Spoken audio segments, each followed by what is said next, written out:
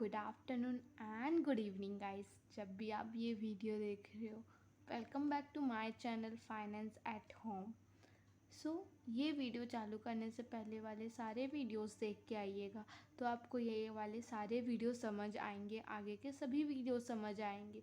और ये हमारा लास्ट कॉन्सेप्ट है बेसिक कॉन्सेप्ट का। ओके, जो आज टॉपिक पढ़ेंगे वो बेसिक कॉन्सेप्ट्स का लास्ट है।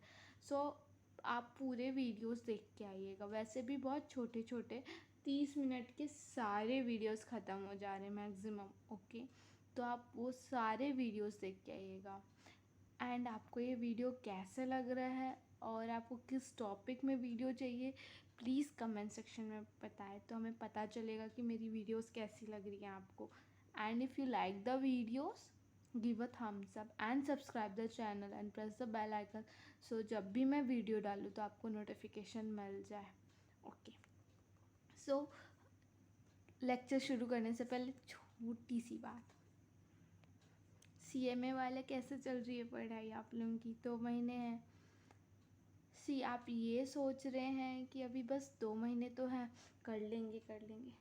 ठीक है, आप अगले महीने से पढ़ाई करेंगे या 2 दिन बाद करेंगे? करेंगे ना, कहीं से तो शुरुआत करेंगे ही आप लोग, है ना? तो क्यों ना आज से ही शुरुआत करते हैं। जो 2 दिन बाद करना है, जहाँ आप 2 दिन बाद 2 घंटा पढ़ने वाले हो, आज से ही आधा घंटा चालू करते, 1 घंटा पढ़ना, बैठना तो चालू करते हैं ना। कहीं से तो शुरुआत करनी ही पड़ेगी आपको। कल करो या आज करो, शुरुआत तो करनी है ना। तो आज से ही कर लो कि कल कहीं अच्छे से बैठ पाओ, है ना। आज अगर चालू करते हो, कल चलो मान लो आप 2 दिन बाद या 3 दिन बाद अच्छे से मन लगा के पढ़ना चाहते हो, ठीक है। बट आप आज पढ़े तो आपने देखा, अरे मेरे को तो मोबाइल देखने का मन कर रहा है, मुझे घूमने जाने का भी मन कर रहा है, खाने का भी मन कर रहा है, सब कर रहा है। तो ये चीज़ 3 दिन बाद भी वही आपको रिपीट, वही चीज़ होगा ना। इंसान तो बदला थोड़ी, 3 दिन बाद इंसान बदल के ऐसा कुछ थोड़ी है। 3 दिन बाद भी आप वही रहोगे, तो आपकी हैबिट्स भी वही रहेगी। पर वही आप 2 दिन पहले या 3 दिन पहले थोड़ा थोड़ा करके पढ़ने लगोगे, तो आपको थोड़ा इंटरेस्ट आएगा, थोड़ा मन करेगा पढ़ने का, है ना। थोड़ा इंटरेस्ट करेगा, मन करेगा, तो एटलीस्ट 3rd डे या 4th डे में थोड़ा सा तो कंसिस्टेंसी रहेगी, थोड़ी सी डिसिप्लिन तो रहेगी ना। इसलिए it's not all about CMA, CS की भी है, CA के भी एग्ज़ाम है, सबके एग्ज़ाम है। तो जो भी अगर कोई इन प्रोफेशन वाला नहीं है, अगर वो ये वीडियो देख रहा है, स्टिल आप लोगों के एग्ज़ाम्स तो रहेंगे ना। इसीलिए आप ये वीडियो देखने आ रहे हैं, तो ऑब्वियसली एग्ज़ाम्स है तभी पढ़ना है। और तो कोई बहुत कम ही है जिसको इंटरेस्ट लेके पढ़ते हैं ना। तो कभी तो एग्ज़ाम होगा, कभी तो आप पढ़ेंगे ना। इससे अच्छा कल जो करने वाला है उसको आज से करो, क्योंकि कल जो प्रॉब्लम्स आएगी उसका सॉल्यूशन आप आज ही निकाल लोगे ना। आज भी तो वही प्रॉब्लम आ सकती है ना, क्या पता कल कुछ और नई प्रॉब्लम हो, तो ये तो एडअप हो गया ना। आज का प्रॉब्लम कल का जो प्रॉब्लम आना है तो वो भी ऐड हो गया। मतलब जहाँ 2 प्रॉब्लम थे, अब 4 प्रॉब्लम हो गए। तो एटलीस्ट 2 का तो सॉल्यूशन निकले रहेगा, 2 ही निकालना पड़ेगा ना, ठीक है। सो बस इतनी छोटी सी बात। Okay, so now start the video. Rebate easy है, बहुत छोटा है, करके आना। एंड स्लैब रेट तो पढ़ के ही आना। आज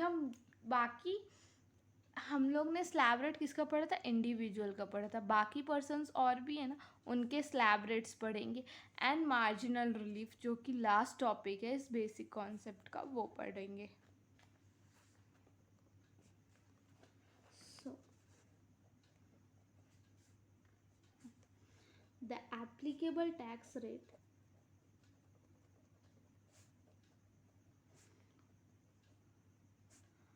RS under first है, in case of cooperative society,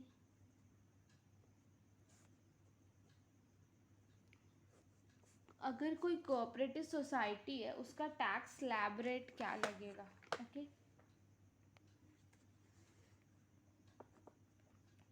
up to ₹10,000 कितना है? 10% है। Up to rupees means sorry next rupees 10,000 कितना है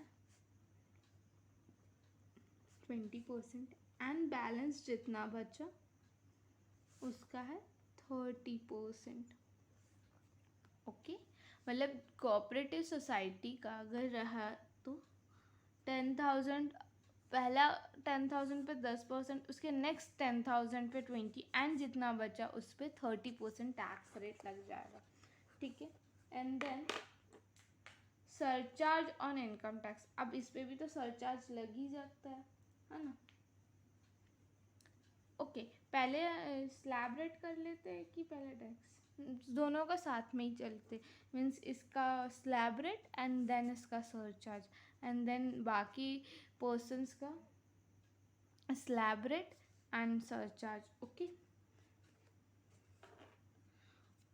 अगर कोऑपरेटिव सोसाइटी को अगर concessional rate of tax applicable opt करना है, जैसे हम लोग ने 115 BAC पढ़ा ना, जो इंडिविजुअल ऑप्ट करना चाहता है, वैसे ही अगर कोई कोऑपरेटिव सोसाइटी ऑप्ट करना चाहता है तो उसका 22% है, विच मीन्स 25.165 है इन टोटलिटी। बाइफर्केशन कैसे इन लोगों का 22% तो टैक्स रेट है, ठीक है, and 10% surcharge and health and education 4%, इन तीनों को मिला के कंबाइन करके it's become 25.165%। Okay sorry 168%। Okay, but इनको कोई भी फ़ायदा नहीं मिलेगा under section 10AA, 35AD, 35CCC, additional depreciation under section 32 clause 111A, deduction under chapter 6A other than the section 80 JJA, etc., and set of the laws of depreciation brought forward from earlier relating of above deduction, ये सब कुछ नहीं मिलेगा अगर cooperative society opt करती concessional rate. Okay, और AMT भी नहीं लगेगा अगर वो 115 BAC किसका, इंडिविजुअल का, BAD किसका है, कोऑपरेटिव सोसाइटी का है। ठीक है, उसको अल्टरनेटिव मिनिमम टैक्स भी नहीं एप्लीकेबल होगा कोऑपरेटिव सोसाइटी को अगर वो कंसेशनल रेट देती है। याद रखना, कंसेशनल रेट डायरेक्ट 25.168 लग जाएगा, जिसमें से 22% तो तुम टैक्स दे देना। अभी सरचार्ज बताऊंगी, अगर उसके बियॉन्ड जाता है, इंक्रीज होता है, तो वो सरचार्ज उतना लग जाएगा। ठीक है, एंड देन आपका plus 4% higher and education cess, चाहे कितना भी हो हायर एंड एजुकेशन सेस तो लगेगा ही सब में। ठीक है, उतना दे देना, और कोई भी डिडक्शन मत देना उनको, कोई भी बेनिफिट्स मत देना, जो जो बेनिफिट्स मिलते हैं। Okay, now start surcharge.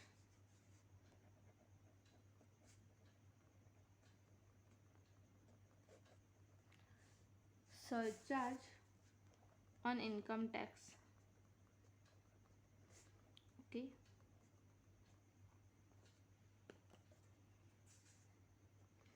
the amount of income tax computed above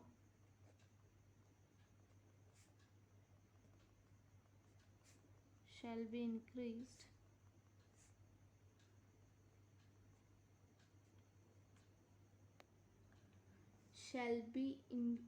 by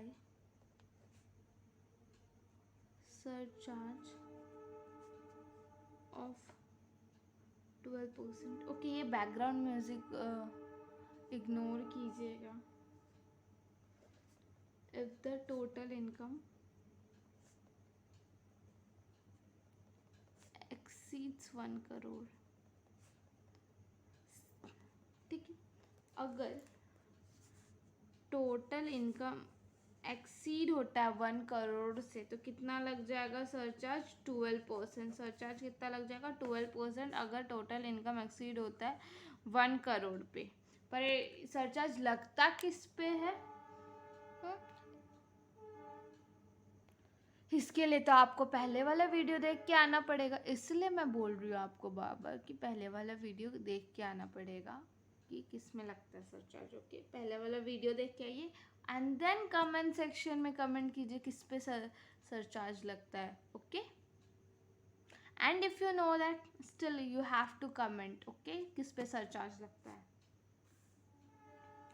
and अगर आपको इसका नोट्स चाहिए तो ये अवेलेबल है, finance at home Instagram page है, वहाँ पे अवेलेबल है नोट्स। आप वो इंस्टाग्राम पेज भी फॉलो कर सकते हैं, वहाँ पे updates regarding CA CMA CS updates बहुत जल्दी वहाँ पे मिल जाएंगे आपको। Notes, MCQ, motivation, tips and tricks and little bit funny videos भी है, तो वहाँ पे आप लोगों का एंटरटेनमेंट भी हो जाएगा along with studies. Okay, and then next, पहला हमने किसका देखा, कोऑपरेटिव सोसाइटी का। अब हम देख रहे हैं in case of local authority and partnership firm,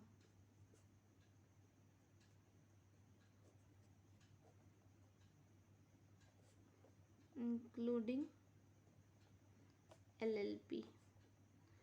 अब जो LLP है उसमें भी ये इंक्लूड्स होगा, ठीक है। Local authority and partnership firm, LLP भी है इसमें, ठीक है, इंक्लूडिंग LLP। तो रेट ऑफ इनकम टैक्स कितना है, रेट ऑफ दैट इज 30%, 30%, दोनों को 30% डायरेक्ट, जितना आया 2 करोड़ आया, 2 करोड़ पे 30% डायरेक्ट। मैंने ऐसे ही बोला ना 2 crore. Surcharge, surcharge on income tax, income tax if total income exceeds ₹1 crore, तो कितना लग जाएगा, 12%, 12%। इसलिए इन दोनों को साथ में रखा, इनका टैक्स रेट भी सेम है, सरचार्ज का भी रेट सेम है। किनका किनका, local authority and partnership firm which includes LLP also. Okay, and then third, in case of domestic company and foreign company, okay, Reliance domestic company, foreign company Apple, जिसके आप सब लोग बहुत फैन हैं। Okay, अब where is total turnover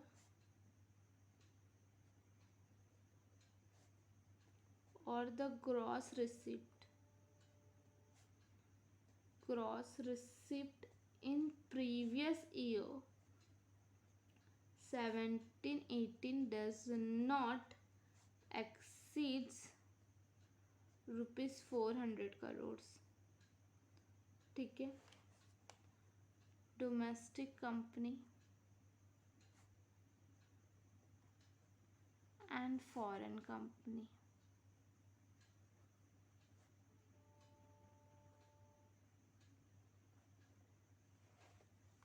okay. तो rates of tax कितना है,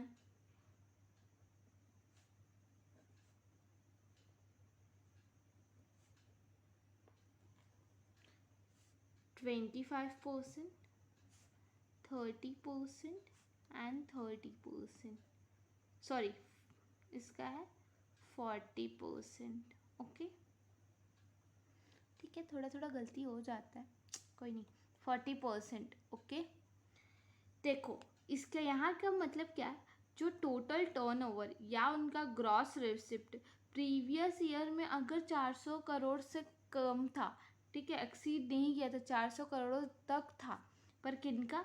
डोमेस्टिक कंपनी का। ऐसी डोमेस्टिक कंपनी जिसका टोटल टर्नओवर और gross receipt previous year means current year of 17-18 में उनका एक्सीड नहीं किया था 400 करोड़ से, तो वो कितना देंगे? 25% देंगे।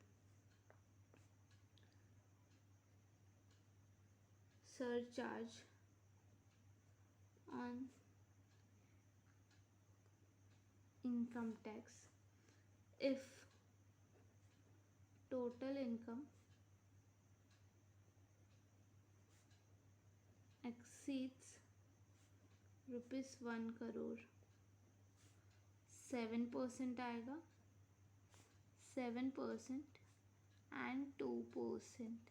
ओके, यहाँ पे सरचार्ज कम क्यों? क्योंकि इन लोग से बहुत सारा ही पैसा हम लोग ले लेते, टेंशन मत लो, ठीक है। बट 1 करोड़ हो but does not exceed 10 crore. Okay, ठीक है। कोई भी पैसा जो कि 1 करोड़ तक हो, मतलब 1 करोड़ से एक्सीड करे बट 10 करोड़ से एक्सीड ना करे, तो ये दोनों का तो सेम है, डोमेस्टिक कंपनीज का सेम है, बस फॉरेन कंपनी का क्या है? 2 है, ठीक है। इफ़ अगर 10 करोड़ से ज़्यादा हो गया तो if total income exceeds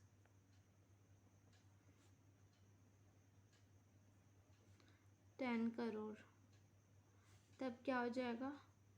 12% and 5%। Okay, अगर 10 करोड़ से सरचार्ज, ओके, सरचार्ज लगेगा, याद रखना, ठीक है। अगर 10 करोड़ से टोटल इनकम एक्सीड होता है, टोटल इनकम क्या होता है? पूरे 5 हेड्स का इनकम, ओके, वो एक्सीड होता है, तब 12% एंड 5%। ओके, अब marginal relief. Okay, marginal relief मतलब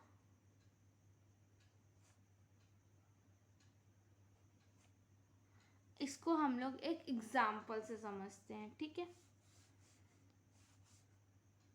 एंड टैक्स लायबिलिटी,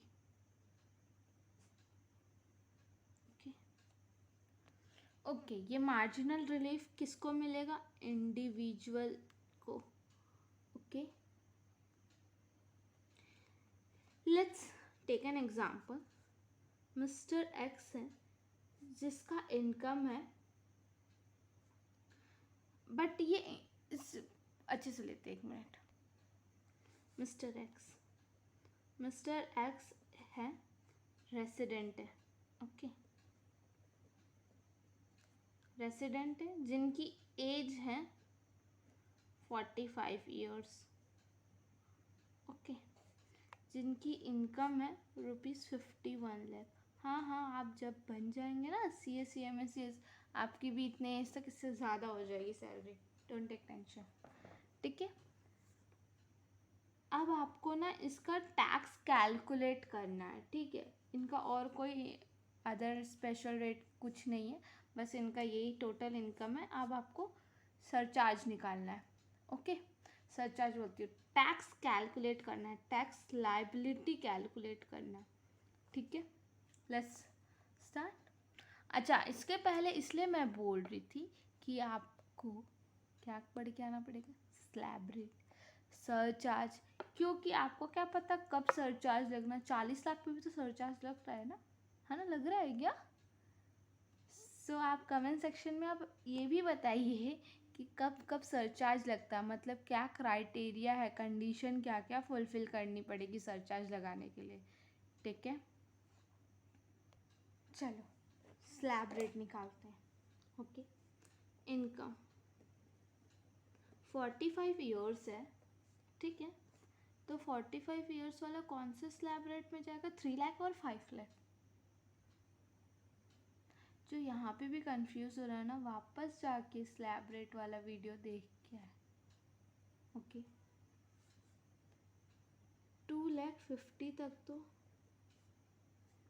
नील है, नेक्स्ट 2,50,000 पे कितना? 5%, मुझे याद है आपको नहीं याद है तो आप लोग चिपकाओ, अपने बोर्ड पे चिपकाओ, जहाँ पढ़ते हो वहाँ चिपकाओ, पेस्ट करो।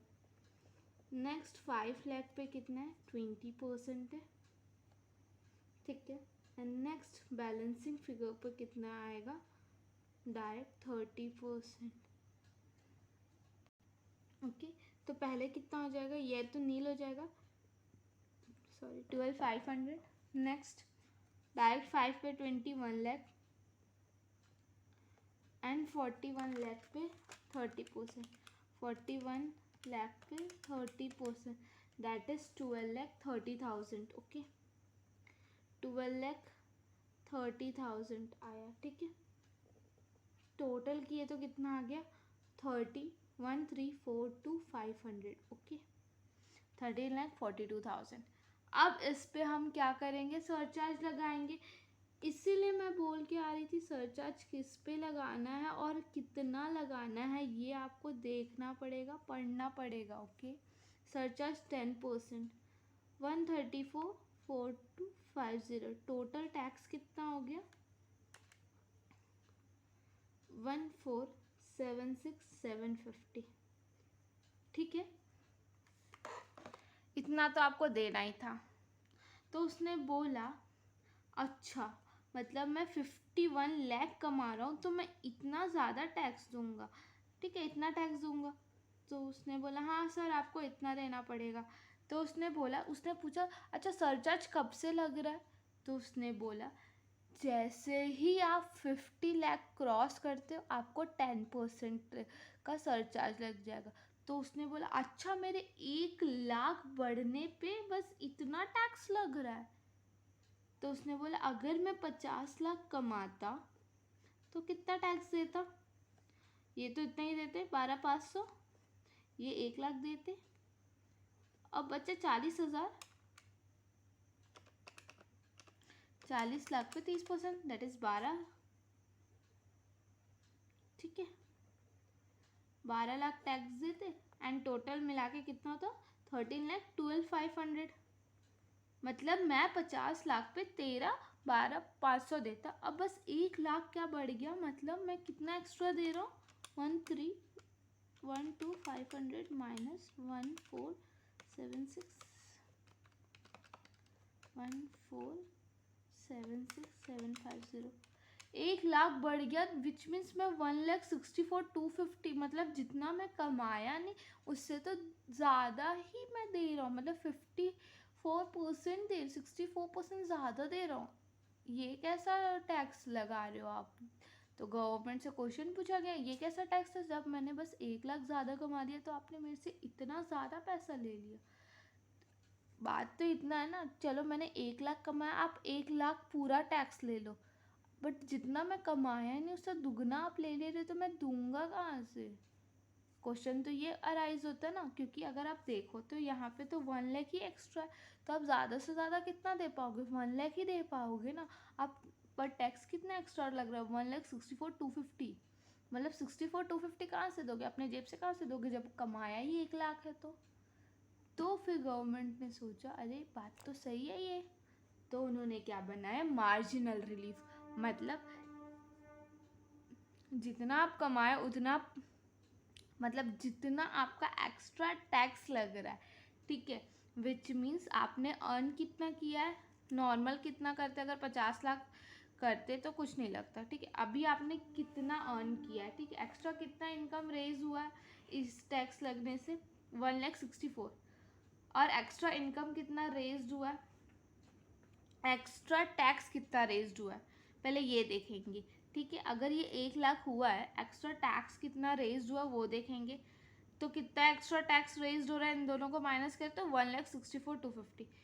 अब माइनस कर देना जितना भी एक्स्ट्रा इनकम रेज हुआ है, यहाँ पे एक्स्ट्रा इनकम कितना रेज हुआ है? 1 लाख, तो 1 लाख एक्स्ट्रा, तो इन दोनों को माइनस कर दोगे तो वो जो माइनस करके जो आंसर आएगा ना उतने का आपको रिलीफ मिल जाएगा, ठीक है, विच मीन 64,250 का तो आपको रिलीफ मिल जाएगा, बाकी पूरा 1 लाख आपका पूरा टैक्सेबल हो जाएगा।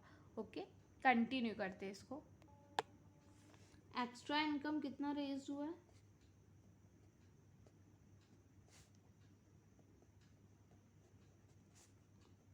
1,00,000 rupees. Okay, extra income tax raised कैसे आ जाएगा? जितना आपने ये 51 लाख करके सरचार्ज करके निकाला है वो माइनस विदाउट सरचार्ज वाला टैक्स। ठीक है, 1476,750 माइनस 1312,500। ठीक है, कितना आया ये? 164,250। ओके, तो अब मार्जिनल रिलीफ कितना मिलेगा आपको? मार्जिनल रिलीफ कितना मिल जाएगा? ये इन दोनों को माइनस करोगे, extra income raised minus extra income tax. Obviously इसको पहले लोगे माइनस पे, तो करना नहीं चाहोगे ना, माइनस पे क्यों करोगे? इसलिए इसका फॉर्मूला कैसे बन जाता है? Extra income tax raised minus extra income raised. Okay, तो ये कितना था? 164,250 माइनस 1,00,000, ये कितना आ गया? 64,250।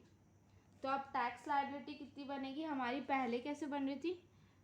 टैक्स ऑन टोटल इनकम कितना बना था मेरा? पहले 14 बना था, 14,76,750। तो माइनस कर देंगे हम मार्जिनल रिलीफ। कितना रिलीफ मिल रहा है हमें? 64,250 का। तो अब हमें टैक्स कितना देना पड़ेगा? 14,12,500। ठीक है, इतना मुझे अब टैक्स देना पड़ेगा। अब चेक करना है, जैसे शॉर्टकट टू चेक, ये तो पूरा आपको दिखाना पड़ेगा। ओके, एग्ज़ाम में आपको ऐसे पूरा दिखाना पड़ेगा। अगर आपको अपना आंसर चेक करना है तो देखना, टैक्स ऑन 50 लाख में कितना लग रहा था? दैट इज़ 13,12,500 लग रहा था। और ऐड कर देना एक्स्ट्रा इनकम।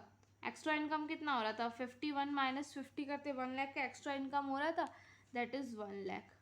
ठीक है, ये ऐड कर दोगे ना, इतने ही आपकी टैक्स लायबिलिटी ही बनेगी। ओके, 14,12,500। ओके, ये आपकी टैक्स लायबिलिटी बन जाएगी।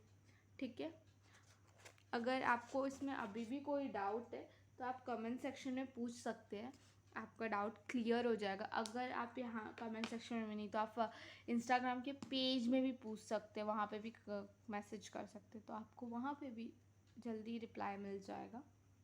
ओके, सो आज का वीडियो यहीं पे एंड करते हैं। अगर आपको वीडियो अच्छी लगी हो तो like share with your friends, ज़्यादा से ज़्यादा हेल्प करो सबकी।